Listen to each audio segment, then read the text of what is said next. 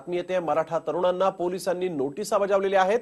मराठा आंदोलनामध्ये सहभागी झाल्याप्रकरणी या नोटिसा बजावण्यात आलेल्या आहेत। रस्ता अडवणे, जाळपोळ करणं तसंच सार्वजनिक मालमत्तेचं नुकसान करणं या प्रकरणी या नोटिसा ज्या आहेत त्या बजावण्यात आलेल्या आहेत। मराठा आंदोलनामध्ये हे गुन्हे या मराठा तरुणांवर दाखल झाले होते आणि आता हे गुन्हे दाखल करण्याचे प्रशासनानं आश्वासन देखील दिलं होतं। मात्र गुन्हे मागे न घेता पोलिसांनी नोटिसा बजावल्यामुळे मराठा तरुणांमध्ये आता खळबळ माजलेली आहे।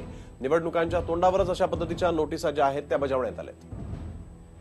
दत्ता कनवटे आमचे प्रतिनिधी यावेळेस आपल्याबरोबर फोन लाईन वरून जोडले गेलेले। दत्ता, आपण बघतोय मराठा तरुण जे आहेत त्यांच्यामध्ये आता कुठेतरी भीती आणि दहशत निर्माण झाली असेल, कारण या नोटिसा ज्या आहेत त्या बजावण्यात आल्यात। नक्कीच भीती तरुणांमध्ये निर्माण झालेली आहे। औरंगाबाद मधल्या जवळ 1235 तरुणांना ह्या नोटिसा देण्यात आलेल्या आहेत।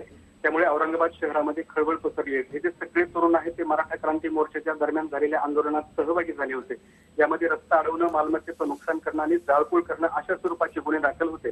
परंतु हे गुन्हे दाखल झालेले गुन्हे मागे घेण्याचं आश्वासन प्रशासनाने दिलं होतं।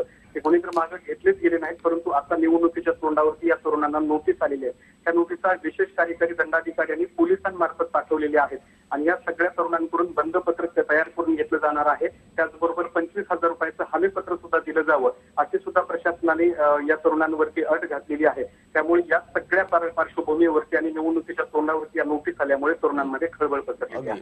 धन्यवाद दत्ता, तुम्ही दिलेल्या सविस्तर माहितीसाठी। आपण बघतोय आता मराठा तरुणांना नोटीस ज्या आहेत त्या बजावण्यात आलेल्या आहेत। निवडणुकीच्या तोंडावर अशा पद्धतीच्या नोटीस आल्यामुळे पुन्हा एकदा मराठा समाज आता काय भूमिका घेतो हे पाहणं तितकंच महत्त्वपूर्ण ठरणार आहे।